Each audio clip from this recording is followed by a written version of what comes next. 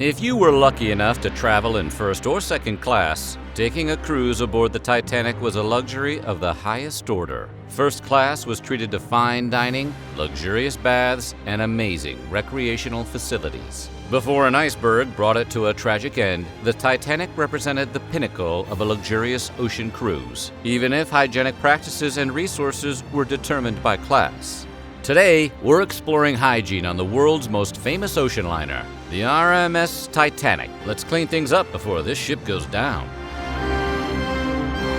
In first and second class, Titanic passengers had access to public and private spaces with plenty of amenities. There was a gym, a massive swimming pool, and a grand squash court. But one of the finer amenities was the Victorian Turkish bath. Although using it required an additional fee, it remained popular as an overpriced massage parlor for the wealthy. The Turkish bath had rooms for massages, a steam room, and an electric bath. Resembling an iron lung in size and appearance, the electric bath was actually an early version of the modern tanning bed, meant to keep the body warm. It was a hot destination, to say the least. Men and women were not able to access the bath at the same time. Instead, 3 male and 2 female attendants were on standby to help out during business hours. When the ship sank on April 15, 1912, the 3 male attendants, John Borthwick Crosby, Walter Ennis, and Leonard Taylor, did not make it. But both women, Anne Karen and Maud Slocum, survived to tell their tales. While the Turkish bath was a popular amenity, regular baths were a bit more scarce. Singing in the bathtub sure can be fun, but most Titanic passengers didn't have that particular luxury. Only a scant few cabins throughout the ship featured a private porcelain tub at all. A fresh, relaxing dip in the tub could be yours, assuming you had enough wealth and status. Captain Edward Smith enjoyed his own tub from the comfort of his personal cabin. So did many of the first-class passengers occupying the B-Deck's multi-bedroom parlor suites. White Star Line chairman J. Bruce Ismay famously occupied one of the fancy suites. But the most expensive suite went to Charlotte Cardenza, who brought along 14 trunks and 3 packing crates worth of stuff for the ocean cruise. But for those without access to fancy bathtubs, using public bathing facilities was a big part of the trip. What do you do when your massive ocean liner doesn't offer private bathing facilities for everyone? Offer public baths. And that's precisely what the Titanic did. Each deck had a communal lavatory for the passengers' bathing needs, but they had to make an appointment first. Making an appointment required speaking with the bedroom steward, who would then have the bath steward prepare a relaxing bath for the passenger. Of course, the availability of bathtubs decreased by passenger class. To the surprise of absolutely no one, the third class bore the brunt of these tub shortages. So much for luxurious baths. Oh, and did we mention third class composed 709 of the ship's over 1,300 passengers on its maiden voyage? Every one of them had to share one of 2 bathtubs for their bathing needs. Of the 2, one was exclusively for men and the other for women. Luckily, attendants cleaned and sanitized the facilities between each use. Speaking of facilities, sometimes it's hard to find a public restroom that isn't disgusting or completely unsanitary. But if nature called during your luxury cruise on the Titanic, you were in luck. The ship had plenty of restrooms, complete with stalls, commodes, and sinks. But only if you were riding in first class. First-class cabins had the finest soap and toiletries one could find on a big boat in the middle of the ocean. The fancy restrooms were stocked with high-end Vinolia toilet soap. Vinolia toilet soap was marketed as Vinolia Otto and made special mention of its status as the Titanic's soap of choice. It had some choice advertisement copy too, telling buyers it's perfect for sensitive skin and delicate complexions, and represents a higher standard of toilet luxury and comfort at sea. It's not as catchy as you're not fully clean until you're zestfully clean, but we'll take it. While the first class got to scrub themselves with fancy soaps, the restrooms for the third class passengers were a little bit different. It wasn't uncommon to find a water closet and sink in a cabin aboard the Titanic, but finding an automatic toilet was a bit more difficult. In a bizarre twist, the first and second class cabins didn't have automatic flushing toilets. They were forced to flush them manually, just like at home. The third class, however, did have automatic toilets, but it wasn't done out of an altruistic reason. The Titanic provided them to steerage passengers out of concern they wouldn't know how to use a toilet. Since they mostly used outhouses and chamber pots in the past, they may not have realized the toilet should be flushed after use. The real question is, did the water swirl clockwise or counterclockwise? We may never know. Third class had even a toilet instructor, Matron Catherine Wallace, who helped teach them how to properly use the facilities. Sadly, she went down with the ship on that fateful night. Normally, procedures for boarding a ship are pretty straightforward. But on the Titanic, third-class passengers had to submit to a medical inspection prior to boarding the ship. The idea was to prevent lice, disease, or any possible infections from spreading among the ship. An infectious eye disease, trachoma, was also a major concern. But the health inspections didn't apply to everybody. First and second class were exempt from the medical screenings. They only had to stop at the purser's office to have their tickets checked prior to boarding. Men, women, and children with steerage tickets were met by a group of physicians outside the ship. They were then examined one by one and only allowed to board if declared healthy. If they were clean and healthy, they received an inspection card allowing them to board the ship. The Titanic had a knowledgeable and dedicated medical team, with a hospital and medication available to all passengers on the ship. Speaking of that hospital,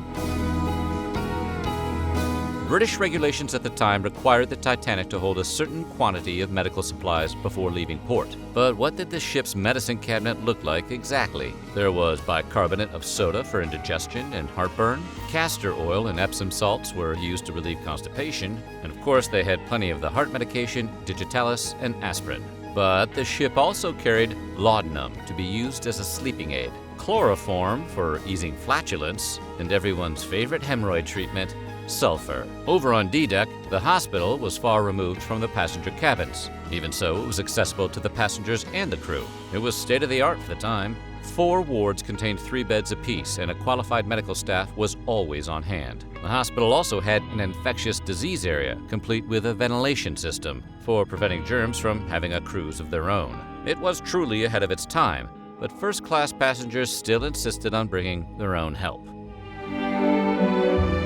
The Titanic had stewards and stewardesses to take care of passenger needs. But that wasn't always enough for first and second class travelers. They often brought their own secretaries and servants along for the ride. Instead of relying on ship personnel to dress and groom them, they relied on personal servants. Their status elevated them above Titanic crew members, too. Each received a silver-plated napkin ring with the word servant etched into it. Some of them perished when the ship sank, but others managed to get into lifeboats with their employers as the ship plunged into the icy waters of the Atlantic. Hired help weren't the only additional passengers in first class either. Several wealthy people also brought along their best friends. Amid all the luxuries first-class passengers received on the Titanic, bringing pets along is probably the most unexpected. The ship had a luxury kennel on F-deck, run by John Hutchinson and a group of stewards. There were at least 12 dogs on board. Smaller pooches were allowed to run free in their owners' cabins, but the big dogs required daily exercise. The stewards walked them along the poop deck daily and cleaned up after them. Dogs weren't the only passengers from the animal kingdom. Several roosters and hens roosted on the Titanic, owned by Ella Holmes White. White was importing the chickens to the U.S. from France. She survived the sinking of the ship, later testifying the ship broke into 2 as it sank. But a cat named Jenny was the most adorable pet on board. Well, as adorable as cats can get. Jenny was the ship's cat, who gave birth to a litter of kittens before the Titanic left Southampton. She and her family lived in the corner of the galley, tended by the ship's staff. Sadly, many of the pets did not survive the disaster, but 3 dogs did. A Pomeranian named Lady, who belonged to Ms. Margaret Hay, managed to get into the lifeboat with her owner. Hay wrapped her in a blanket as she boarded the lifeboat. Another Pomeranian, owned by Elizabeth Jane Rothschild, was brought aboard a lifeboat in a very similar way. A Pekingese named Sun Yat-sen also survived the disaster. She belonged to the famous publisher Henry S. Harper, the director of Harper & Brothers. Today, many know the company by a totally different name, HarperCollins. But on that night, he took his dog aboard the lifeboat to the objection of almost no one. Apparently, there was plenty of room on the boat. For historian J. Joseph Edgett, Harper was heard to remark, "There seemed to be lots of room and nobody made any objection." One of the side effects of having fancy cutlery and cookware is the crazy amount of care they needed. The silverware was fancy. Silver plating adorned napkin rings, plates, and bowls. Even the cookware had gold lead lining. The Titanic employed an entire team of stewards to act as busboys and dishwashers. They had assistants who washed plates and glasses. Even their assistants had assistants to handle the cleaning duties. The ship also provided meals on less elegant dishes to third class. This was unusual for the time, as most ocean liners required steerage passengers to bring their own food. There was also a ton of laundry. Third-class passengers and crew washed their clothes in iron tubs themselves, but first and second class paid to have their garments laundered. There weren't any large-scale laundry services aboard the ship. It was a specialty job held by stewards like Thomas Baxter, Sidney Holloway, and Ernest Olive. In addition to laundry, they kept linen closets fully stocked and changed first-class bedding daily. Soiled linens and towels were steam cleaned and bagged, so they could be cleaned once the ship reached its destination. It was standard practice at the time, keeping things clean for a large number of passengers on board. We all know the story of the doomed ship Titanic, and we've all seen footage of the wreck of the Titanic in the famous movie, Titanic. But did you know that the Titanic's final resting place was a mystery until fairly recently? And that the race to find it was nothing less than a 20th century treasure hunt? Well, today we're looking back on how the Titanic was discovered during a secret Cold War mission. Okay, final check for icebergs. And let's get underway. Oh, no, there's one right there.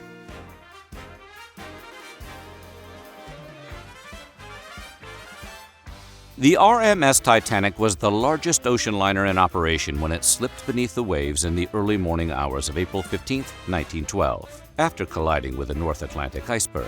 Eventually, the mighty ship snapped in two pieces and sank to a depth of about 12,500 feet. While the front of the ship, or the bow if you're a pirate, is still recognizable, the rear, or stern, has been completely demolished. The area is also surrounded by a large debris field containing hundreds of thousands of items that fell out of the ship as it went down, and at one point, a lot of human remains. Although time and the denizens of the deep have since reclaimed most of that evidence. Despite being such a large shipwreck, actually pinpointing the precise spot on the seafloor proved a monumentally challenging task. Specifics about the ship's location were simply unavailable in the disaster's immediate aftermath. The Titanic broadcast a fixed position for the last time around 4 hours before it sank. As it went down, the crew did issue a distress call, but they gave rescuers an inexact position, kind of like a drunk Uber request. Which Outback Steakhouse? Ashley with 2 H's. Ocean currents made the Titanic situation even more challenging.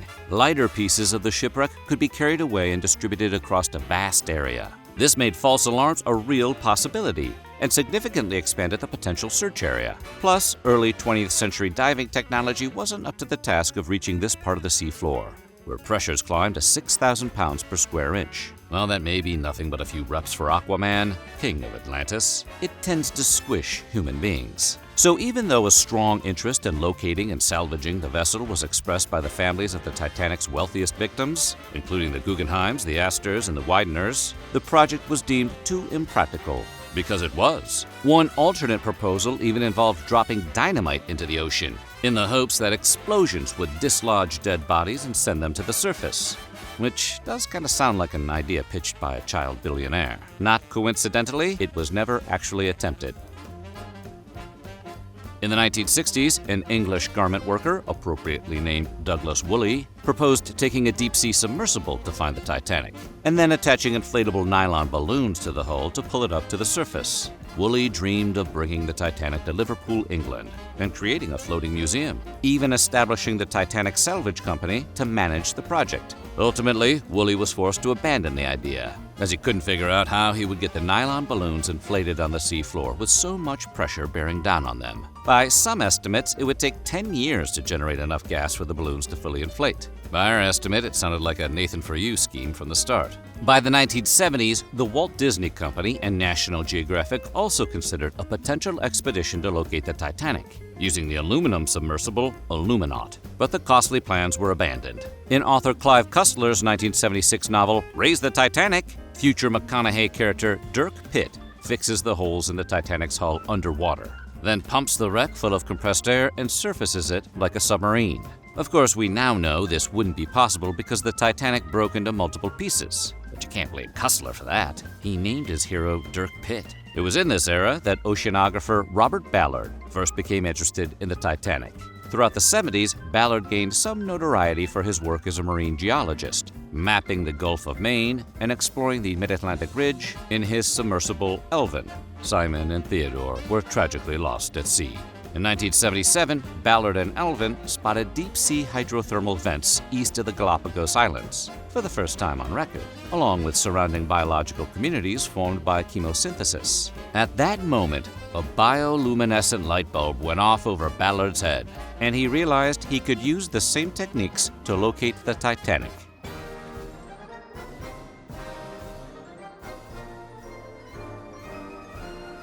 Ballard ultimately found an unconventional partner for his Titanic project, the U.S. Navy.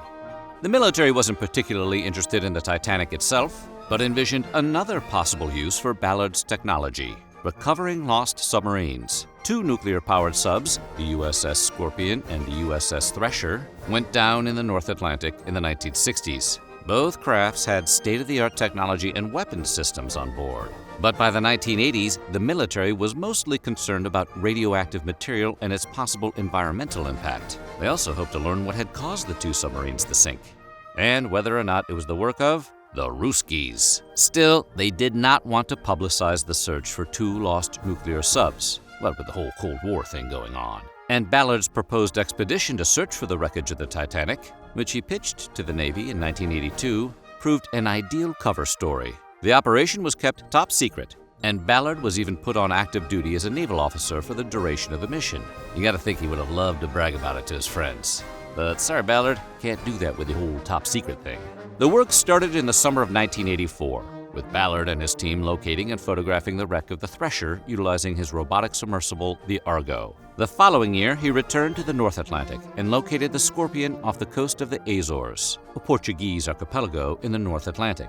Ballard's work for the Navy kept him preoccupied, allowing little time to actually search for the Titanic.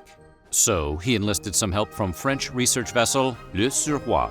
In July 1985, Le Suroît sailed into an area where it was believed the Titanic might be located and started using sonar to perform a technique known as mowing the lawn. This consisted of sweeping the sonar system back and forth across the search zone, scanning for any signs of metal objects. After 5 weeks, Le Suroît came up empty-handed, leaving the entire job to Ballard and his team. Hopefully, the nice old lady who lives in the ocean gave them a nickel for the lawn mow, though.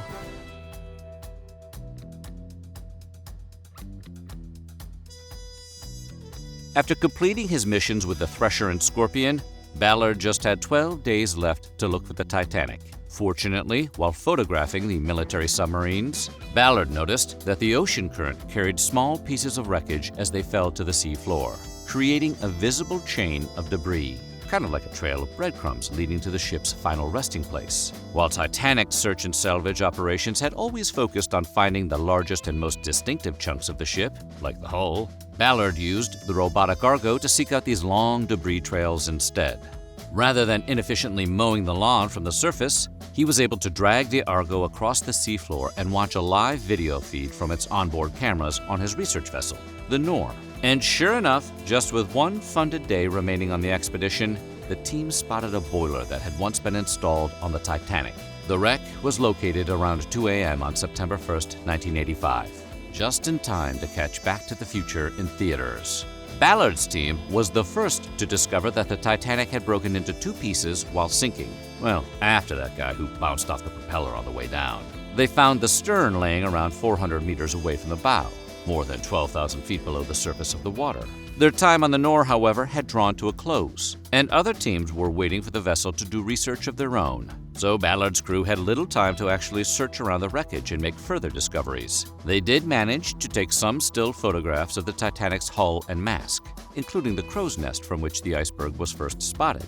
Both the Navy and Ballard had reasons to try to keep their discovery quiet. Ballard considered the site of the wreckage as a kind of cemetery, and had even considered keeping its specific location a secret to prevent the site from being overrun by treasure hunters. For their part, the Navy feared that too much attention on Ballard's expedition might expose the real reasons they had funded him in the first place, and spread the word to America's enemies that the nuclear subs had been located. The discovery of the Titanic was ultimately revealed to the general public, But the U.S. government did manage to keep a lid on the true story behind Ballard's expedition.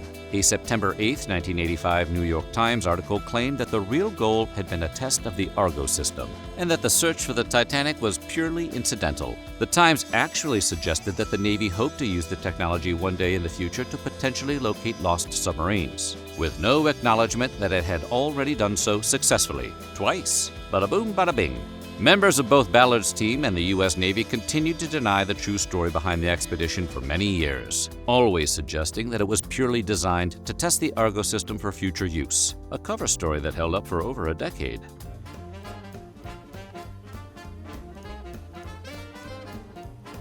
Ballard returned to the site of the wreckage once more the following year, on board the Atlantis II. He also brought his old submersible Elvin along for this trip, accompanied by a small remotely operated vehicle called the Jason Jr. that could squeeze into tight spots that Elvin couldn't reach. Jason Sr. must have been so proud.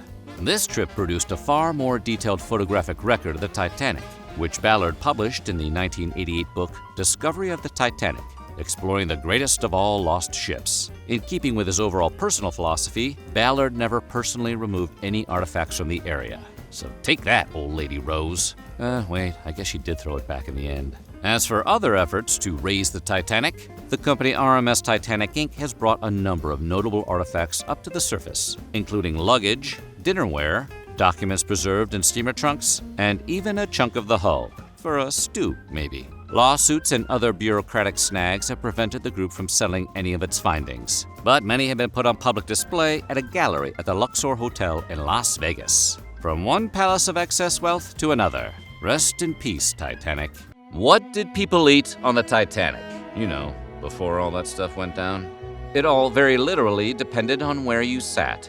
First-class passengers had options that allowed for an array of flavor combinations. Second and third-class passengers had fewer choices, but no one went hungry, not even the iceberg. So, today we're going to take a look at what the passengers on the Titanic ate. Okay, near, far, wherever you are, we believe your meal service will go on.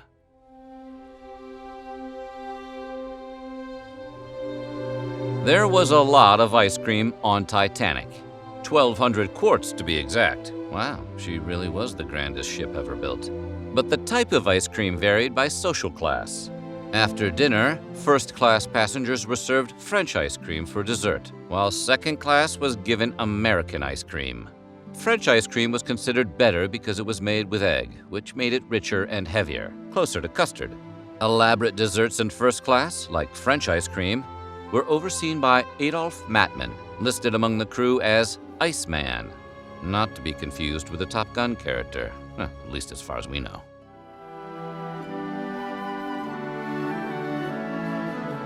There were 40,000 fresh eggs aboard Titanic. Fresh eggs? How many chickens were on board? First-class passengers enjoyed a multitude of egg dishes throughout the day. Fried, baked, poached, and boiled eggs were available for breakfast, and egg à la Argentea, a scrambled egg dish that included asparagus, was an option at lunch. Second-class passengers were fed fried eggs and grilled ham for breakfast, an option similar to what third-class eaters were given. In third class, however, they were simply served ham and eggs, with no information on how the items were prepared. The two ingredients may have been just slopped onto a plate, like a Waffle House at sea. Or I guess that'd be a Waffle Houseboat.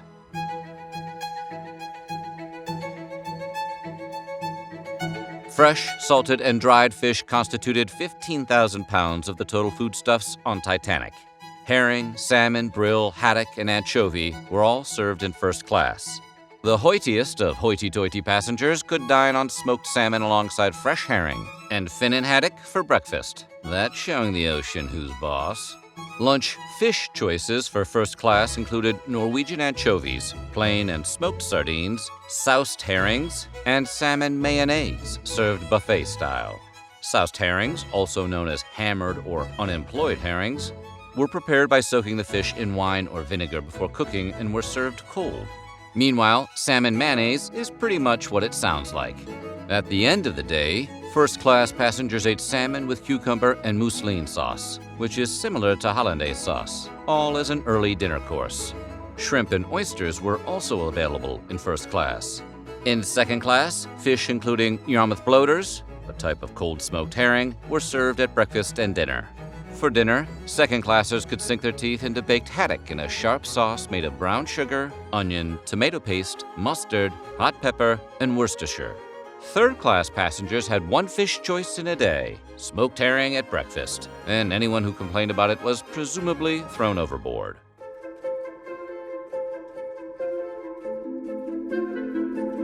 Sweet spreads like jelly, marmalade, and jam were common meal staples on Titanic, but your selection varied depending on your passenger class. Man, you gotta buy an upgrade to get jam? Sounds like Spirit Airlines. Third-class passengers had marmalade at breakfast and a sweet sauce served at dinner, while second-class diners enjoyed marmalade with additional wine jelly. In first class, along with chartreuse jelly, they could choose from blackcurrant conserve, Narbonne honey, and Oxford marmalade at their morning meal. Oxford marmalade, Frank Cooper's version of the traditional British spread, was made from oranges, syrup, sugar, and pectin. All of the sweet spreads would have been eaten on fresh bread, something everyone aboard Titanic could find in abundance.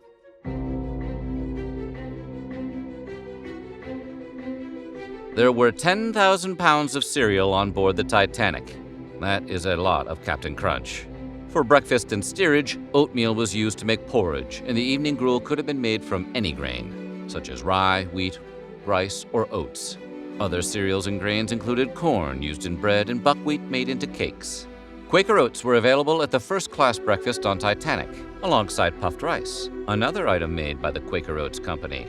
Quaker really wanted in on the ground floor of Titanic. Incidentally, Walter Donald Douglas, whose father owned a cereal mill in Iowa that later became part of Quaker Oats, was on board Titanic and served as an executive at the company. Douglas perished on Titanic after watching his wife and their maid board a lifeboat. He reportedly refused to join them, claiming that to leave the ship before all of the women and children were safe would make him less than a man. Of course, he had just been cooped up with them for 5 days. Maybe he just needed a break. Douglas was played by actor Desmond Roberts in a brief scene in a 1958 movie about the Titanic disaster called A Night to Remember. He did not, however, make it into the James Cameron film.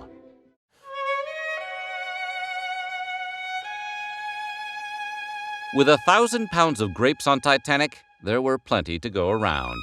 Fresh fruits, including hothouse grapes, were present at breakfast for first-class passengers and at lunch and dinner for diners in second class. But of course, the way grapes were served was very different. First-class passengers were given grape scissors for the task. There were anywhere from 100 to 1,500 pairs of the specialty dining tools aboard Titanic. Wouldn't want the Astors to sprain their fingers plucking grapes. Meanwhile, second-class passengers had to pull grapes off the bunch by hand. In addition to 1,000 pounds of grapes, Titanic had 180 boxes of oranges, 50 boxes of lemons, and 50 boxes of grapefruit. Evidently, the juice man Jay Cordich was on board. Fruit was served to passengers in first, second, and third class, at multiple meals a day for the higher classes.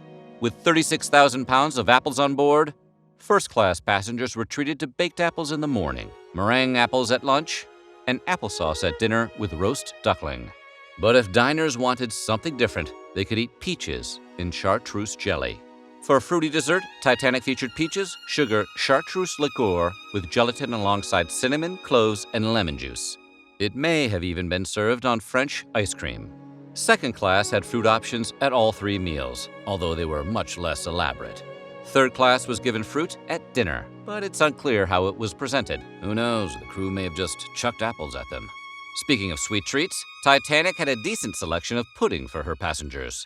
In first class, custard pudding, which is similar to creme brulee, was made with eggs, sugar, milk, and varying flavors, and served at lunchtime.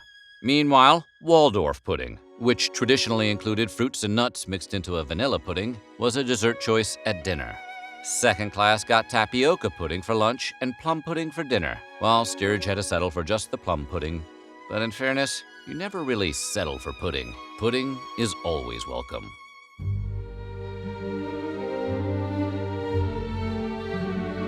In first class, soup was one of many courses served at dinner.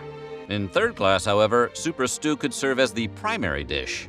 Consommé fermier and kokiliki opened lunch in first class on April 14th, the doomed ship's final day, while the soup choices were cream of barley or consommé Olga. Consommé fermier was probably a vegetable broth, because fermier means farmer in French. Unless, of course, it was farmer soup. Probably not, but maybe. Kokiliki featured leeks, chicken stock, perhaps some rice or barley, and additional seasoning. Cream of barley soup was most likely made with beef or chicken stock, barley, diced vegetables, and lots of fresh cream. Consommé Olga was a somewhat lighter option, made out of beef stock, tomato puree, vegetables, and beef. Second-class passengers were served pea soup for lunch, while steerage ate rice soup at mid-afternoon dinner. Isn't rice soup just wet rice? Where's your imagination, Chef Titanic?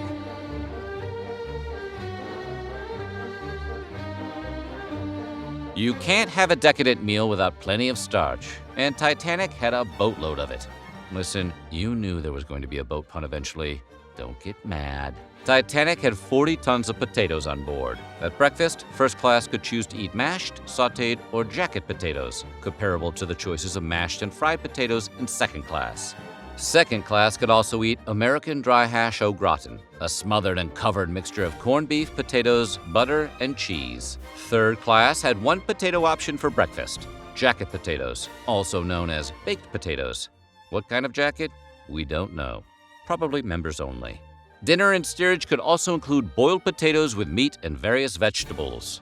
At lunch, first class again had a choice of potatoes served mashed, fried, or baked. For dinner, first passengers ate filet mignon lily, a piece of meat served on sliced, buttered potatoes.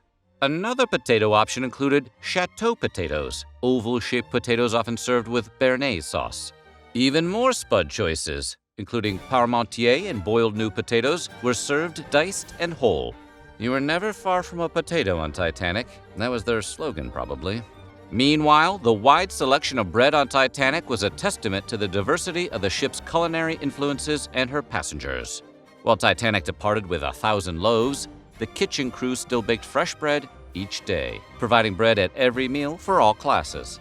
In steerage, fresh bread and butter were offered at breakfast, as was something called Swedish bread, the exact recipe for which remains unknown. Fresh bread was served at dinner along with cabin biscuits, essentially a cracker that was served at late supper as well. At tea, steerage passengers dined on fresh bread and butter with cold meat, cheese, and pickles. Second-class passengers had biscuits at lunch and dinner, and soda scones, buckwheat cakes, and Vienna and graham rolls at breakfast. First class enjoyed similar bread options, with additional sultana scones and cornbread options available.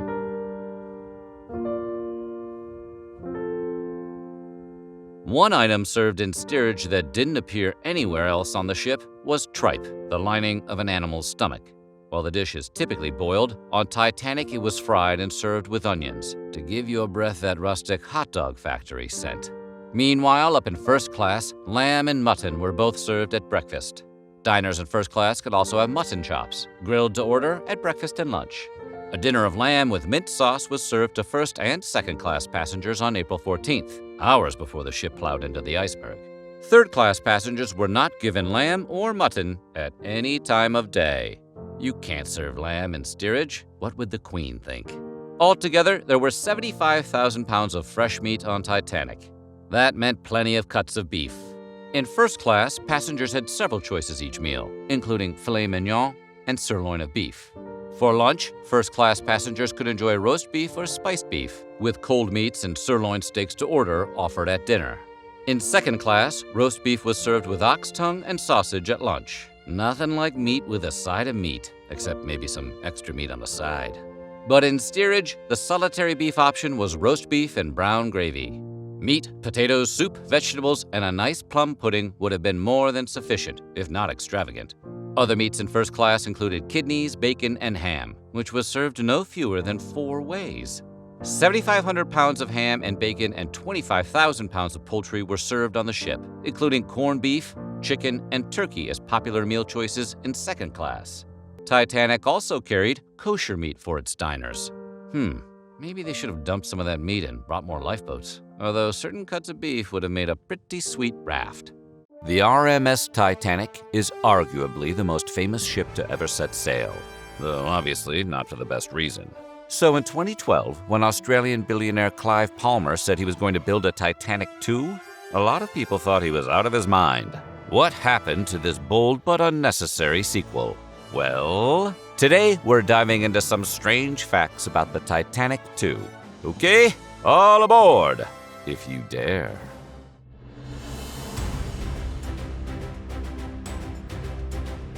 Anyone who's seen James Cameron's massively successful movie of the same name already knows the story of Titanic.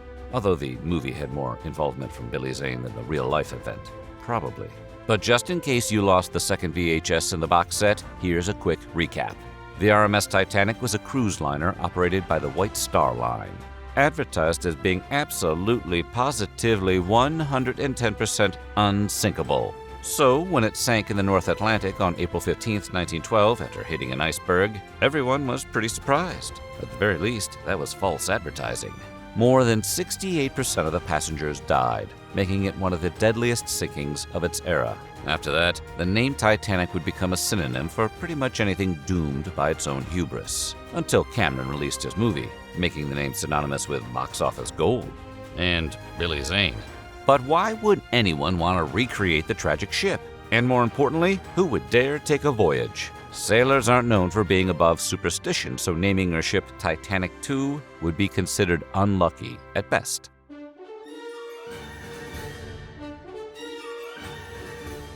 Among other reasons, the Titanic II project was controversial because of the man behind it, Australian billionaire Clive Palmer. Born March 26, 1954, Palmer is an entrepreneur who has interests in the iron, nickel, and coal mining industries. He also owns a lot of golf courses, which is what happens when you're so rich you run out of things to buy.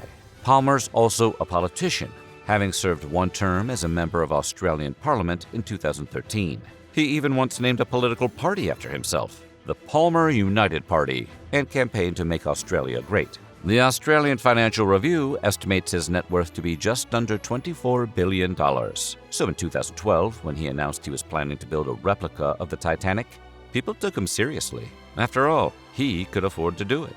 Plus, Palmer had long been considered an eccentric figure, with a fondness for publicity stunts. For example, around the same time, he announced he was building a dinosaur-themed amusement park in Queensland that Steven Spielberg's attorneys would call a Jurassic Park knockoff. He called it Palmersaurus. That is not a joke. Palmersaurus still exists, although it's notorious for providing a less than satisfactory experience. Unlike John Hammond, Clive Palmer spared every expense.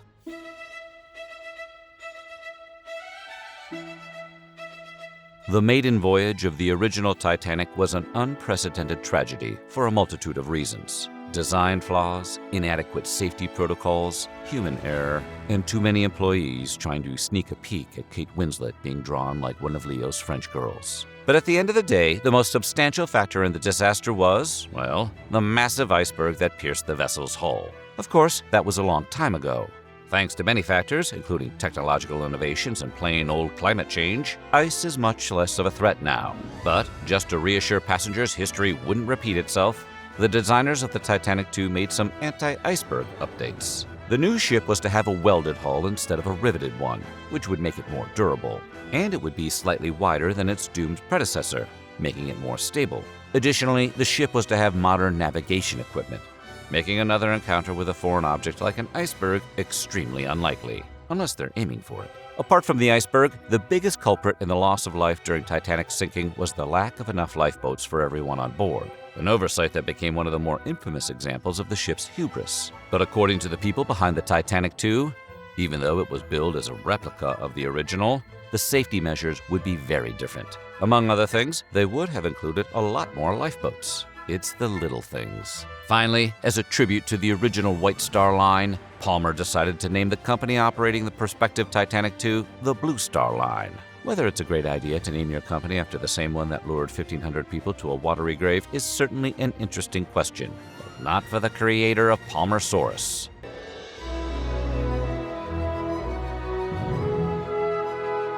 The original Titanic set sail from Southampton, England on April 10, 1912. And was scheduled to arrive in New York City a week later. Of course, it did not arrive, because it was too busy arriving at the bottom of the Atlantic, which is an inconvenient connection.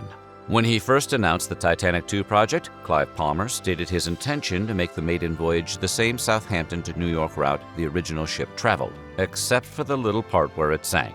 But later, Palmer changed his mind. announcing that the first trip would actually set sail from Dubai in the United Arab Emirates. The final destination would still be New York City, so the sequel ship would still pass through the area where the original hit the iceberg. Tempting Fate was presumably the name of the ship's band.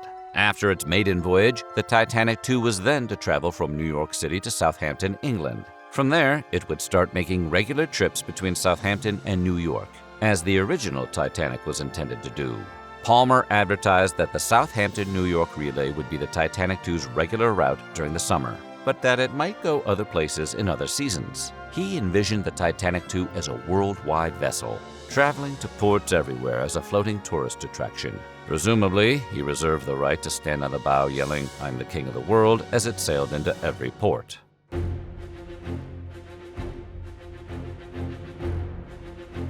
If you remember the movie, or have seen some weird history episodes about the Titanic, you know that the original Titanic was sectioned by class, and social status significantly affected passengers' accommodations on the ship. The Titanic II would have similarly been split into first, second, and third class accommodations, and the berths were intended to be authentic. That meant cramped quarters but discounted prices for those in third class, and extreme elegance for those in first. No word on whether they planned to lock the third-class passengers below deck so the bigger spenders could make it to the lifeboats first in the event of an emergency, but we imagine that's reflected in the discount. Although a lot of tantalizing claims were made, the exact details of the experience offered by the Blue Star Line were never fully announced, sort of like the Firefest of cruise lines. However, it does seem possible that Titanic II's design wasn't going to be the only part of replicated history. A promotional video depicts both the crew and, bizarrely, the passengers dressed in vintage costumes accurate to the early 20th century, which suggests the voyage would have been some kind of LARPing event or cosplay party, like one of those pioneer villages where everyone pretends to be trapped in the past. Blue Star also claimed it was featuring all of the same restaurants and dining rooms as the original luxury liner. Those eateries would carefully replicate the 1912 at-sea dining experience, with antique decor and menu to match. Other onboard amenities would have included saunas, pools, and a Turkish bath. Hey, nobody does bathing like the Turks.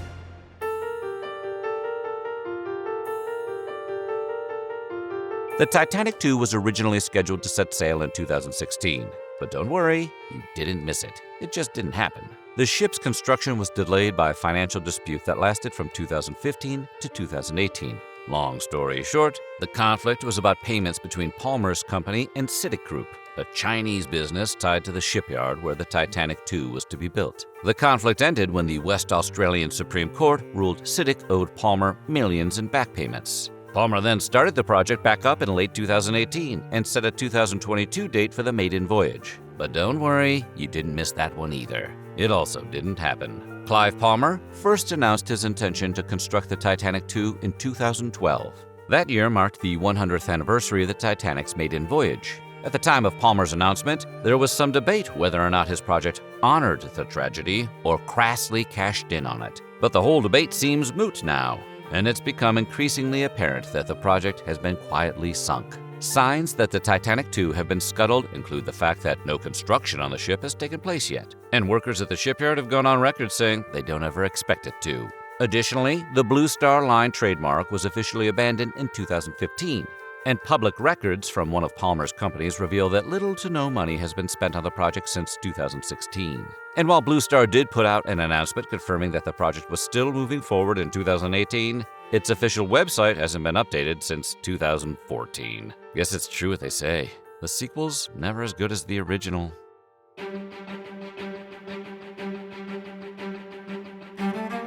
Clive Palmer may have failed at rebuilding the Titanic, but at least he could take comfort that he wasn't the only one.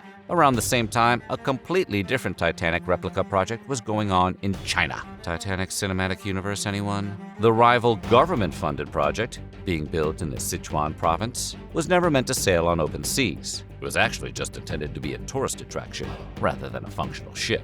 And when completed, it would have permanently resided on a reservoir in the Xinjiang River. While that project made it a little further toward being realized, construction has long since stopped with no indication it will ever start again, and the project's website and Twitter account have long since gone dormant. The rusting hull still exists in China, serving as a reminder that some things might actually be cursed to fail, particularly Titanics. April 15, 1912, was a dark day for the passengers aboard the RMS Titanic. After scraping against an iceberg at 11:40 p.m., the ship slowly sank into the frozen depths of the Atlantic, and over 1,500 unfortunate souls lost their lives. Built to be unsinkable, the ship was considered the pinnacle of technology and design, but none of that mattered as water flooded the ship's compartments, bringing it down in less than 3 hours. Today, we're taking a look at everything that went wrong to sink the Titanic.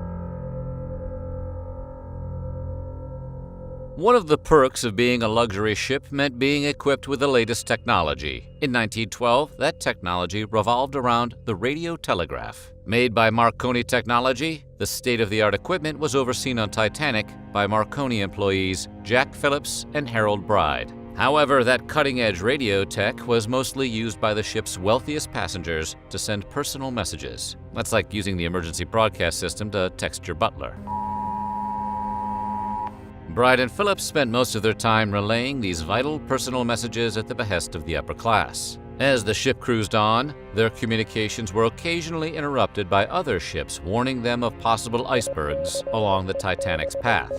You know, boring stuff like that. Bride and Phillips took these in stride, passing some of the warnings on to the captain. The captain, displaying the kind of leadership that guarantees your place in history as the captain of the most famous sunken ship of all time, effectively ignored the warnings. He only changed course slightly and maintained the ship's speed. In total, the Titanic received 7 messages about the iceberg. The final message even contained specific coordinates of the location where the ship ultimately struck the iceberg. Listen, we get it. It was an honest mistake. Nobody can be expected to walk all the way to the captain's office to relay every single iceberg warning some rando sends you.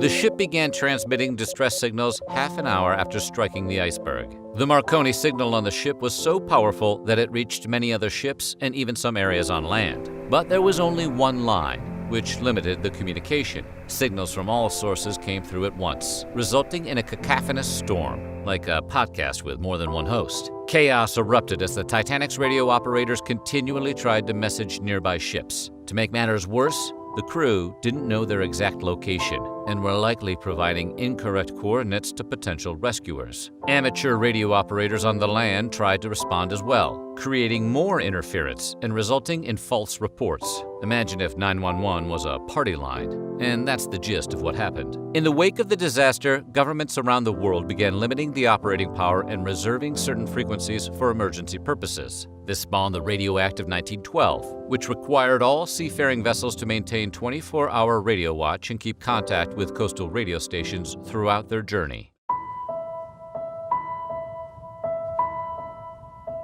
Every seafaring vessel requires a lookout to help prevent collisions while traveling. Even with modern breakthroughs like radios and GPS, sometimes you just need a vigilant pair of eyes to keep watch. You know, for things like icebergs and, I don't know, treasure? The Titanic had 2 lookouts during its ill-fated trip, Charles Lightoller and George Simons. It makes sense to issue your lookouts binoculars, but officers saw things very differently in 1912. It was believed that the lookouts would waste time using binoculars to identify ships and other light sources instead of using them to spot impending collisions. Wouldn't want to run the risk of the lookouts goofing off, which is apparently what you do with binoculars while in the middle of the ocean. Consequently, David Blair didn't think much of locking the binoculars up and taking the key with him when he was replaced by Simons. Simons went looking for a pair, but was told by Lightoller that none were available. However, Lightoller later explained during a U.S. Senate inquiry that there were 5 other pairs of binoculars on the ship. Why was everyone so uptight about binoculars? Maybe they were full of heroin or something back then? Like old-timey medicine? Obviously, no one can say for certain. But binoculars might have helped the Titanic's lookouts spot the iceberg sooner. In the end, that lack of preparedness only contributed to the ship's downfall. In 2007, Blair's original key, the one that locked up the fateful binoculars, was auctioned for a staggering £90,000, or approximately $117,000, alongside other Titanic-related items. That had to be James Cameron, right? Who else drops $100,000 on a Titanic rummage sale? True to its name, the Titanic was big as hell. and it was cruising through the Atlantic at a pretty good clip. The 882-foot-long ship traveled at 22 knots that night. Slowing the ship down would not have been fast or easy. That's like sending a Winnebago down a water slide and jumping on the brakes halfway down. When the lookouts finally did spot the iceberg, First Officer Murdoch ordered the engines to be put in full reverse. But there was a problem. The ship's rudder was far too small for a vessel of its size. The White Star Line didn't believe the ship required a larger one, assuming it wouldn't need to navigate around too many obstacles. When you build a boat that big, you sort of expect it to carve through the ocean like Jerome Bettis. To put the engines in full reverse, the ship needed to slow its propellers down, then fire them back up in the opposite direction, which took time. Worse, the ship's central propeller couldn't turn in reverse, meaning the ship had less power to travel in reverse than it did moving forward. In simpler terms, the Titanic had roughly the same maneuverability as an airborne bus. In the end, by the time the crew spotted the iceberg, it was far too late. Not even their best efforts were able to steer the ship away from its grim destiny. For over 70 years, the Titanic quietly rested in its watery grave. It was assumed the ship sank fully intact, and the disaster was blamed on the captain's decision to sail through icy, dark waters at high speeds, or the hull's metal becoming brittle in the frigid temperatures. That thinking all changed when Robert Ballard located the ship off the coast of Newfoundland in 1985. The discovery of the wreckage and the fact that Titanic had apparently broken apart as it sank brought those initial assumptions into question. Experts began looking at the Titanic's engineering, hoping to discover if the ship's construction had somehow contributed to its fate. Two scientists, named Jennifer Hooper McCarty and Tim Folk, suspected the hull's rivets may have been weak. As it turns out, many rivets recovered from the wreckage had high amounts of a smelting residue called slag, indicating that they were made from a lower quality iron rather than steel. McCarty and Folk later learned that White Star had used the iron rivets to save time and labor costs in order to have the Titanic and its two sister ships constructed simultaneously. Both the bow and stern of the ship were built using the iron rivets. You can probably see where this is going, unlike Titanic's lookouts. McCarty and Folk theorized that the lesser quality rivets simply popped right out when the iceberg collided with the ship. The seams ended up bursting, allowing water to flood the vessel and bring the whole thing down in record time. But shoddy rivets were only one aspect of Titanic's structural issues. Previously, experts believed the ship snapped in half as the bow sank and lifted the stern 45 degrees out of the water. Based on the evidence, that would have looked totally bitchin'. Most paintings and a certain James Cameron film depict the sinking in this manner. The reasoning was that the pressure and weight was too much for the ship's expansion joints, ultimately causing Titanic to dramatically snap in half like a doomed biscotti. Reality is, of course, much stranger than fiction. Two researchers studying the wreckage discovered the precise point where the hull split and broke into two. Naval architect Roger Long explained this discovery meant the stern's angle wasn't 45 degrees at all. Instead, it was more likely around 11 degrees as the ship sank. Learning that the expansion joints failed at such a low angle meant the ship might have eventually broken apart during more common situations too. For instance, a severe storm might have blasted Titanic apart just as swiftly as the iceberg did. Or maybe even a particularly intense shuffleboard tournament. They can get rough. Titanic had 16 watertight compartments that would close in the event of a flood, which was an impressive design feature for its time. The compartments were supposed to contain water in the event of a hull breach. These compartments, along with general hubris, were the reason the ship was believed to be unsinkable. Unfortunately, the compartment's design facilitated the spread of water instead of stopping it. The walls separating each compartment didn't reach from floor to ceiling, probably to allow for more cargo space. So in actuality, they were less like watertight compartments and more like bathroom stalls. That seems like an oversight. Maybe get some grout in there. When the crew closed the watertight doors to contain the flooding, the weight of the water inside the containers caused the bow to pitch downward. That precarious angle allowed the water to flow over the compartment walls, eventually filling them up one after the other. Historians generally agree this design was stupid. A few things had to line up perfectly in order to place a big ol' iceberg in Titanic's path that night. As icebergs move from Greenland to the Atlantic, they often melt before making it to the ocean. Only about 2% of icebergs make it that far, and that trip can take several years. But in 1912, the weather was a bit off. Records from the time point to an unusual amount of icebergs arriving intact in the North Atlantic that year. Mild winters have been to blame. Perhaps the strange weather made the current stronger, eventually pushing icebergs further out. Other researchers believe high tides that year allowed icebergs to float into the ocean. Or maybe they were all gathering for Coachella. Historian Tim Moulton suggested that optical illusions caused by light refraction might have also contributed to the collision. After meticulously studying the ship's logs, weather records, and survivor testimonies, he developed a theory that suggested the temperature may have dropped as the ship traveled from the Gulf Stream to the Labrador Current. Frigid water in the current would have cooled air from the water's surface, possibly resulting in a thermal inversion. Thermal inversions are known to cause superior mirages that are especially treacherous at sea because they make distant objects appear closer and the horizon seem higher. The lack of a moon that night might have also caused danger to the ship. No light existed to highlight any issues on the water's surface. As we already covered, Titanic's rascally lookouts had their binocular privileges revoked for the evening. Acts of God were not the only unfortunate coincidences at work. The Board of Trade didn't adjust Titanic's safety requirements despite its immense size, which led to the ship's insufficient number of lifeboats. Captain Edward Smith allegedly allowed lifeboats to leave before being filled to capacity. Smith also failed to issue an order to abandon the ship or give any instructions for evacuation. As the ship sank, the nearby Californian, which was only 10 miles away, mistook Titanic's emergency flares for fireworks and had turned their radio off. Apparently, the operator was tired of listening to messages about some first-class passenger's sick poodle and went to bed for the night. Whether you've gotten your knowledge about the Titanic from the James Cameron film or through the seemingly endless series of documentaries, websites, and books about the ill-fated ship, the harsh realities of the lives and deaths of the 2,207 passengers and crew tend to get lost in translation. The 706 names on the Titanic survivor list reveal the circumstances of those lucky men and women, as well as those of the over 1,500 unfortunates who never made it. What were they like? Where would you have been if you'd boarded the ship? And would you have made it off? Today, we're exploring your chances of surviving the Titanic. Now, to the Atlantic!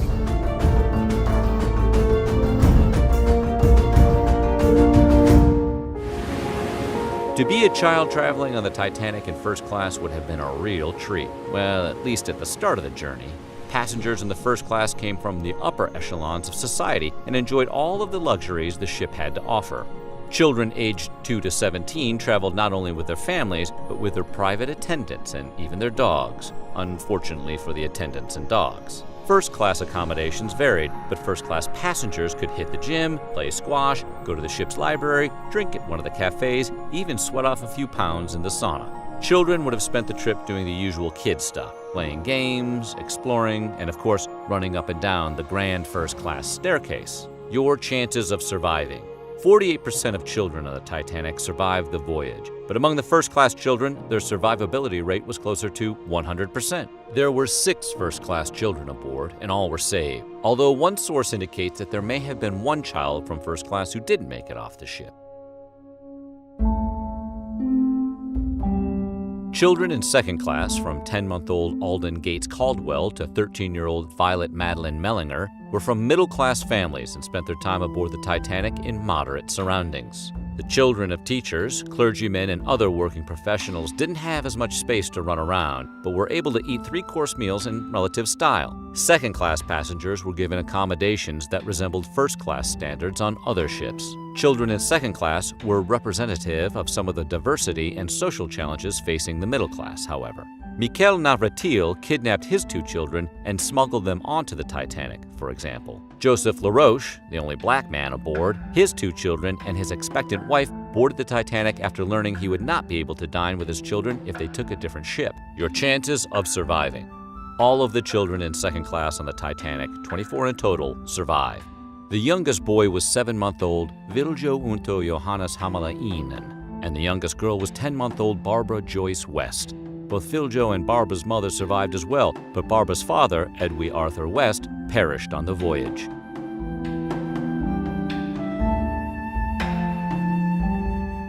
Children in third class, aka steerage, aka the broom closet, on the Titanic were from the lower classes of society. Children's tickets were around $15 each, which equates to around $387 in 2019 money. The berths and other spaces available to children in the third class were much less glamorous and far smaller than those in first and second class. Children played below deck with their siblings, and in many instances, there were a lot of siblings to choose from. There were 5 Anderson children, 9 from the Sage family, and 6 Goodwin children aboard. Others made games out of what they had available to them, like Frankie Goldsmith, 9, who swung from cranes in the baggage area. Your chance of surviving. Only 27 out of the 79 children in third class survived the sinking of the Titanic. The youngest survivor of the Titanic disaster was from the third class, however. Elizabeth Gladys Melvina Dean was only 2 months old at the time of the sinking.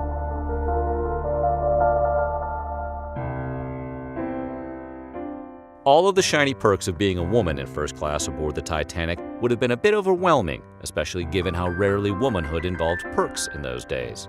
Women from upper-class families like Madeline Talmadge Astor, who recently married millionaire John Jacob Astor IV, and model and actress Dorothy Gibson enjoyed 10 to 14-course meals when they weren't spending their time in tea gardens and the library available to them.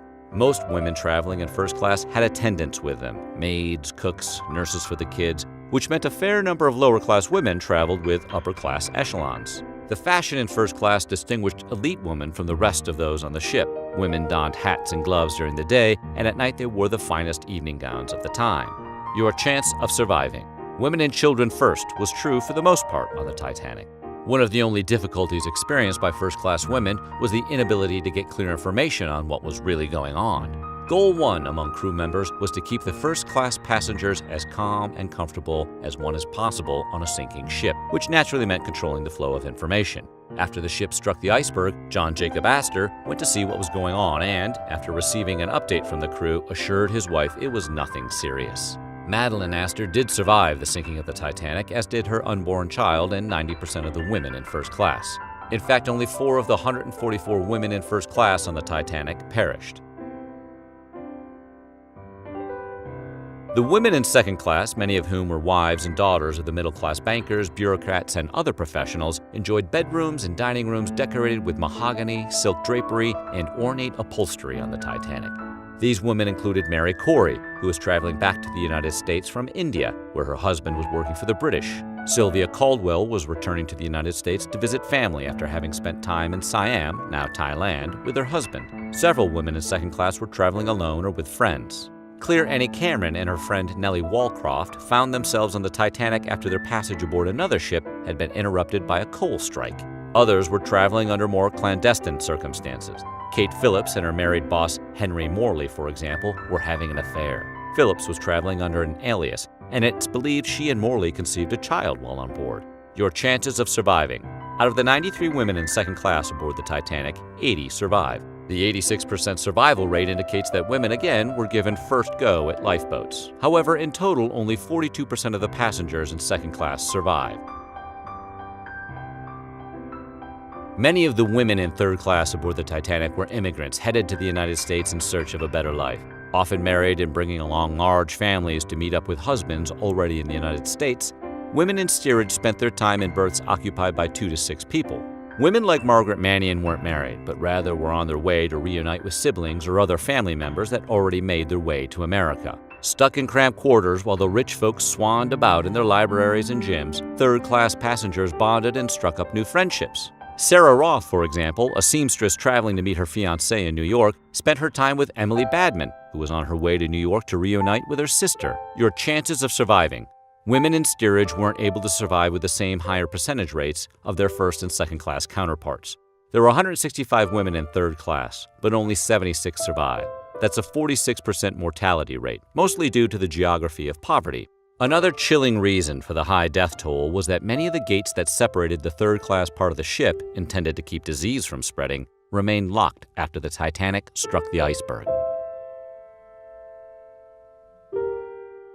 The wealthiest man aboard the Titanic was John Jacob Astor IV, but he wasn't alone in terms of prestige, lineage, or his affinity for the finer things in life. Wealthy and influential men like Isidor Straus, partner in Macy's department store, Benjamin Guggenheim, yes, that Guggenheim family, and Walter Miller Clark, who was a sugar company magnate, spent their time aboard the Titanic like most gentlemen of the time, sporting their finest evening wear, smoking cigars, and exchanging politically charged pontifications well into the night. A first-class ticket could cost up to $2,560, roughly $66,000 in today's money, and these fat cats could pay. Many of the men in first class were awake when the ship struck the iceberg at 11:40 p.m. on April 14th, including Henry Blank, who was playing cards with a few of his other fellow passengers. Being manly men, they weren't alarmed by the slight jar they felt, and after the ship stopped, they returned to the rooms. Going down with the ship was the honorable thing for a man to do, and almost 68% of the men in first class did just that. Of the 175 men in first class, only 57 survived. Of the 118 that perished, many of them reportedly did so after delivering their wives and children to lifeboats. As one of the 168 male second-class passengers aboard the Titanic, you probably belong to the middle class.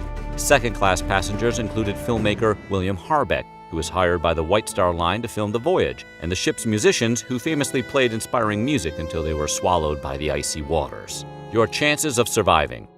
Men in second class aboard the Titanic had the lowest percent survival rate, at a meager 8%. Only 14 men in second class made it through the ordeal. All 8 of the musicians on board died, and only the bodies of band leader Wallace Hartley, bass violinist John Clark, and violinist John Hume were recovered. Several of the casualties from the men in second class were clergymen who stayed with other passengers until the very end. Reverends Robert Bateman and John Harper, as well as Fathers Thomas Biles, Ernest Courtney, Charles Kirkland, William Latinen, Wozas Montvilla, and Joseph Pereshitz, all held second-class tickets, and despite being of different faiths, made their final stand together as the Titanic sank, bringing comfort to the dying at the cost of their own lives.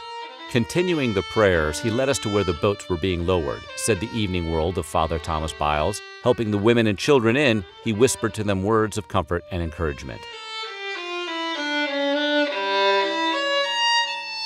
Third-class passenger Farid Hussein Qasim on the Titanic was with his relative Nasif Qasim Abi al-Munah, who had already become a successful merchant in the United States. Juho Strandin was a farmer from Finland. Gunnar Tenglin was a Swedish native who had traveled home to visit family from the United States. And Camillus Wittenvrangel was on his way from Belgium to Detroit, Michigan, in hopes of a better life. As third-class passengers, these men made friends, spent time below deck with each other, and, according to Tenglin, who survived, enjoyed accommodations better than they could have imagined on the ship. It was said that many passengers in third class were so unaccustomed to indoor plumbing that they were given automatic toilets to use, something even first-class passengers didn't have. This was because the staff feared they might not be accustomed to the need to flush. Your chances of surviving. This is a bit of a numbers trick. Only 24% of the third-class passengers on the Titanic survived, and just over 16% of the men were part of that group. There were 462 men in steerage, and of those, only 75 made it out. The staggering loss of life among third-class passengers has been attributed to their position on the ship, specifically behind locked gates, but accounts tend to differ as to whether or not steerage passengers could get to the lifeboats. One steerage passenger, Daniel Buckley, survived and later testified that though steerage passengers were initially prohibited from entering the first-class decks, they had the same opportunities to get into lifeboats. Ruth Bowker and Mabel Martin worked in one of the restaurants on the Titanic. Both women were single and worked in hostels prior to their careers at sea. Other female crew members, stewardesses like Mabel Bennett and bath attendant Maud Slocum, were women from large families. Bennett was one of 10 children and was married with a child but living with her sister prior to working on the Titanic. Your chances of surviving. Of the 23 female crew members on board the Titanic, 20 survived. The 87% survival rate was again a result of women and children first rule. One survivor, Violet Jessup, was a stewardess aboard the ship and helped passengers and crew into lifeboats before boarding one herself. Once she was aboard lifeboat number 16, she cared for an infant until she could find the child's mother. After surviving the sinking of the Titanic in 1912, Jessup kept working at sea and was aboard the Britannic in 1916 when it sank in the Aegean Sea after hitting a mine.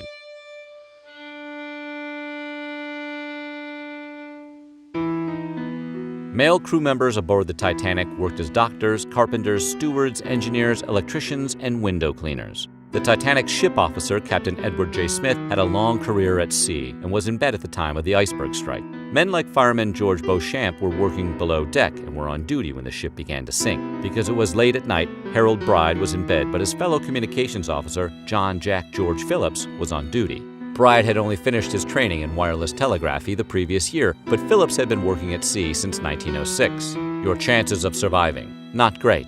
Only 192 of the 885 male crew members on the Titanic survived. Of the ship's officers, Captain Smith and his first, second, and sixth officers, Henry Wilde, William Murdoch, and James Moody, all died. Both ship's doctors died, as did all 25 engineers, 6 electrical engineers, 10 electricians, 2 boiler makers, a plumber, his clerk, and several firemen and coal trimmers. Both Phillips and Bride made it off the Titanic. They stayed on board as long as they could, transmitting until water forced them out of the wireless room. But Phillips did not survive the night in the water. As you see, when we determine the basis for survivability on the Titanic, class is far less important than sex or age. Most of the variance in first class versus third class survival rates is entirely a gender thing. 44% of the first-class passengers were women, while only 23% of the third-class passengers were women. Because the survival rate for women was far greater than the survival rate for men, we'd anticipate a higher survival rate for first-class passengers than for third-class passengers. So what do you think? Would you have survived the Titanic? Let us know in the comments below. And while you're at it, subscribe to more of our weird history.